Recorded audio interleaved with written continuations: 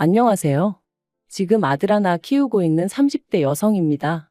엊그제 어머님으로부터 웃기지도 않는 연락을 받고 황당한 마음에 이렇게 제 이야기를 하러 왔어요. 솔직히 어디 자랑할 이야기도 아니고 그래서 그냥 똥 밟았다 생각하고 넘어가려고 했는데 곱씹을수록 성질이 나는 거예요. 그래서 익명의 힘을 빌려 푸념 좀 해보렵니다. 남편하고는 지인의 소개로 만났어요. 그렇다고 지인하고 남편하고 직접적으로 아는 사이는 아니고 지인의 선배의 친구더라고요. 솔직히 저는 당시 연애에 대한 생각도 없었고 급한 게 없었는데 지인 눈에 제가 어디가 안쓰러워 보이기라도 한 건지 한번 만나보라고 어찌나 성화였는지 몰라요. 그리고 저는 당시만 하더라도 남의 부탁을 잘 거절하지 못하는 성격이었거든요. 그래서 그냥 밥이나 한 끼 먹고 온다는 마음으로 나갔는데 남편은 제가 마음에 들었는지 첫 만남에서부터 어찌나 들이대던지 말해요.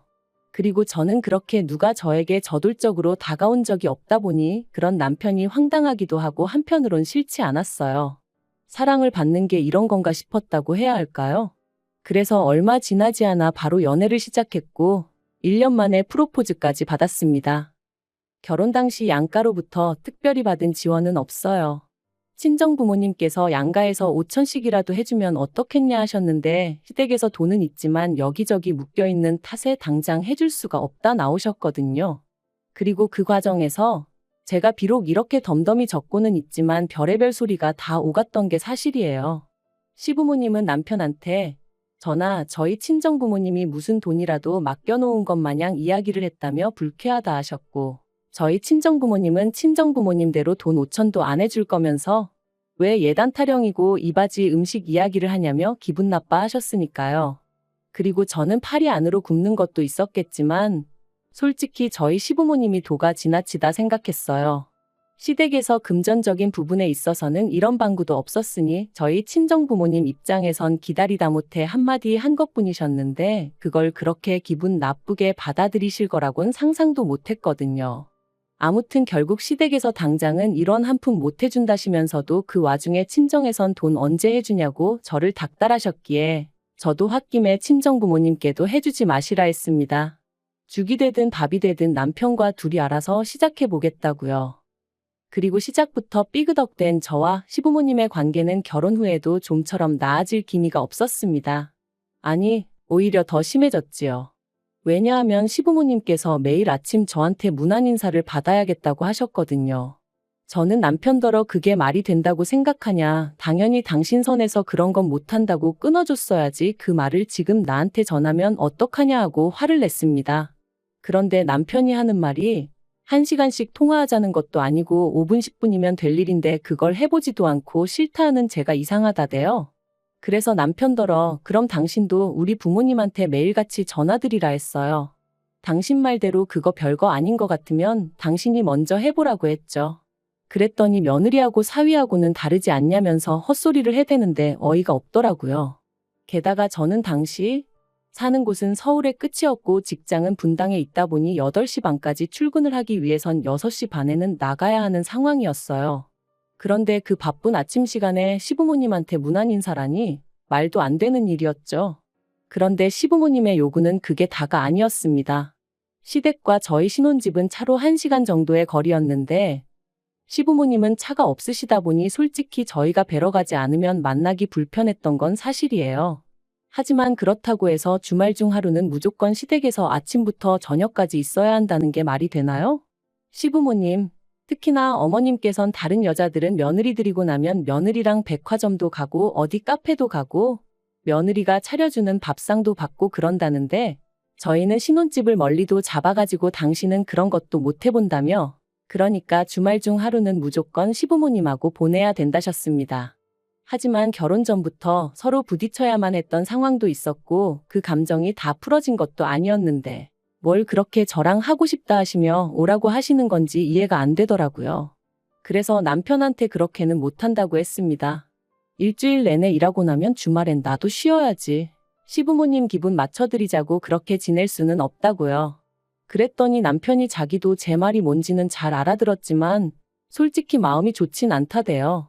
그래서 그러면 당신 혼자 주말마다 내려가라. 그거 가지곤 뭐라 안 하겠다 했습니다. 하지만 남편은 계속해서 어머님이 며느리랑 이것저것 하고 싶으시다는데 자기 혼자 내려가는 게 무슨 의미가 있겠냐며 저더러 좀만 이해를 해달라는 거 있죠? 그래서 제가 남편더러 그럼 시댁엔 나 혼자 내려가 있을 테니 당신은 그 시간에 우리 친정에 가 있으라 했어요. 우리 친정아버지도 아들만 있으면 같이 낚시도 다니고 등산도 다니고 그렇게 지내고 싶어 하셨다고. 그러니까 내가 당신 집에 가서 며느리 노릇하는 동안 당신도 우리 집 가서 사위 노릇 좀 하라고요.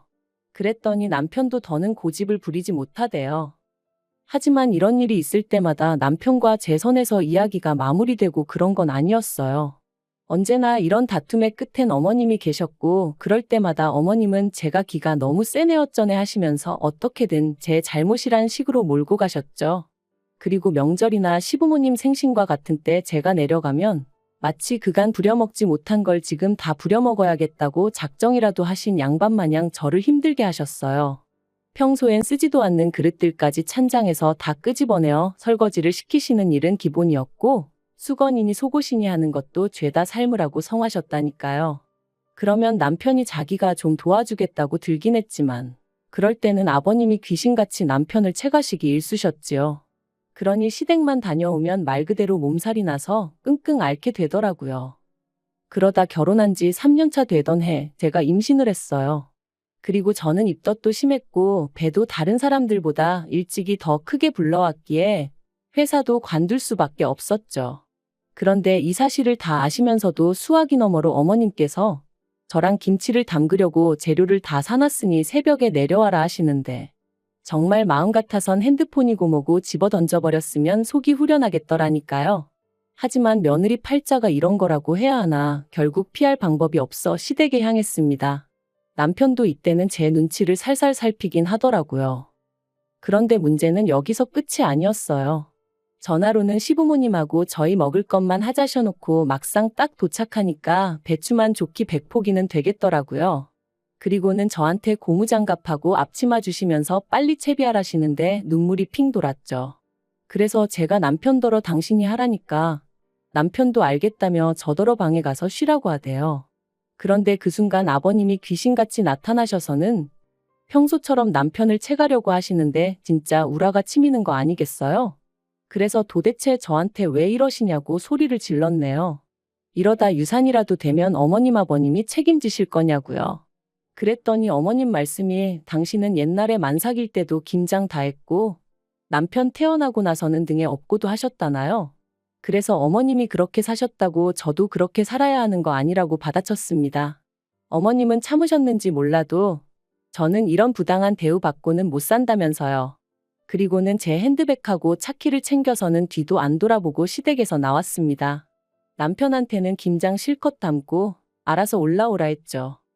그리고 그날 사건을 계기로 저랑 시부모님 사이는 정말 완전히 틀어져 버렸어요. 시부모님이 사과를 하실 리가 만무했지만 저는 미안하다 소리를 듣지 않고는 그냥 넘어갈 수가 없었거든요. 게다가 남편의 뜨뜻미지근한 태도도 제 화가 더 오르게 만들었습니다. 남편은 시부모님이 설마 자기 손주 임신한 너를 미워서 그랬겠냐며 그냥 생각이 좀 짧으셨던 건데 그걸 제가 이해해야지 어쩌겠냐 식이었으니까요. 하지만 정말 10번을 잘해주시다 한 번을 서운하게 하신 것도 아니고 매사 그런 식이시던 분이 임신까지 한 상황에서도 달라진 게 없었으니 제가 화가 난 거였는데 설명을 해줘도 말귀도 못 알아듣고 그러니까 남편한테도 더는 뭐 의지하고 싶은 생각도 안 들었어요. 그래서 저 출산했을 때 그리고 애 100일 지나고 얼마 안 있다 시부모님이 저희 집에 오셨던 걸 제외하면 말 한 번 제대로 섞은 적이 없네요. 남편이 시부모님이 애 보고 싶어 하신다 하면 당신이 데리고 다녀오라 했고 아니면 오시라고 한 뒤 저는 자리를 피해 있는 시기였거든요. 그러니까 오셨어요. 안녕히 가세요. 뭐 그 정도가 다였죠. 그런데 2년 전 늦가을 남편이 1년 동안 해외에 나가게 되었어요. 몇 년 전부터 남편이 다니던 회사에서 해외 지사를 세운다는 얘기가 있었고 그곳에 어떤 직원이 나가게 될지도 어느 정도 정해져 있던 걸로 아는데 갑자기 그 직원이 개인적인 사유로 회사를 관두게 되면서 얼떨결에 남편에게 그 일이 넘어온 거죠. 그리고 상황 자체가 남편이 싫다 좋다 할 게 아니었어요. 저로서는 졸지에 독박 육아를 하게 된 상황이 답답하긴 했지만 그렇다고 회사에 쫓아가서 따질 수도 없잖아요. 그래서 어쩔 수 없이 남편과 떨어져 지내게 되었네요. 그런데 솔직히 남편이 집을 비운 동안 전 제가 괜찮을 줄 알았거든요. 하지만 아니었습니다. 든 자리는 표가 안 나도 난 자리는 안다더니 남편이 없으니 딱 그 말이 이해가 되더라고요. 아이랑 하루 종일 부대끼며 있는 낮에는 그나마 덜했지만 밤에는 어찌나 싱숭생숭하고 괜히 겁도 나고 그래서 친정에 자주 왕래했어요. 제 차가 있으니 운전해서 가기도 했고 어떤 날은 기차 여행한다 생각하고 기차 타고 다녀오기도 하고 혹은 친정 부모님이 와주시기도 하셨습니다. 그리고 솔직히 말해서 제 입장에선 친정 부모님만 계셔주셔도 숨통이 트이는 기분이었어요.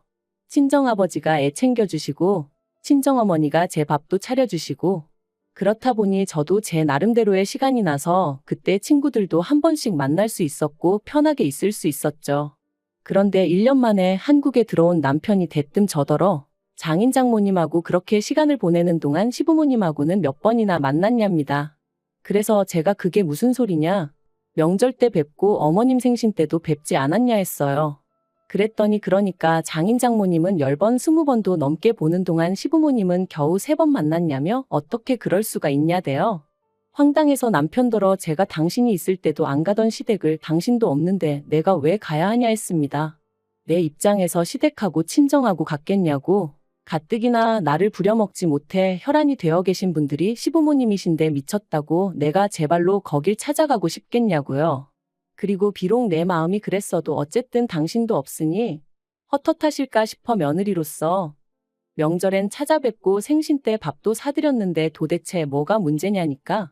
남편이 시부모님께서 하시는 말씀이 손자가 너무 보고 싶은데 며느리가 전화 한 번을 주기를 하나 그렇다고 한 번 오라 소리를 하기를 하나 하며 하소연을 하시더랍니다. 어이가 없어서 그렇게 보고 싶으셨으면 차라리 먼저 연락을 하시지. 억지도 이런 억지가 어딨냐고 제가 받아쳤어요. 그랬더니 남편이 하는 말이 육아하는 며느리 스트레스 받을까봐 배려해 주신 건데 고맙고 죄송하단 말은 못하고 어떻게든 흠만 잡으려 드냐대요. 그리고는 자기가 지난 1년 동안 제가 시부모님한테 어떻게 하는지 말은 안 했지만 다 지켜보고 있었다면서 이혼하자 그러더라고요. 마른 하늘에 날벼락이 이런 건가 싶대요. 처음엔 저도 이혼 못한다고 버텼어요. 1년이나 애한테 아빠 노릇도 못 해놓고 이제 와서 무슨 소리냐고 정신 차리라고 했죠. 하지만 남편은 완강했습니다. 자기가 부모가 되어보니까 자기 부모님 마음을 알겠대요. 그러면서 시부모님한테 제가 너무 못하는데 그거 자기는 더는 못 봐준다나요? 그리고 저도 며칠의 설정 끝에 남편에 대한 믿음과 신뢰를 잃었어요. 그래서 남편에게 당신이 바라는 대로 이혼하자 했죠. 그래서 협의 이혼했어요.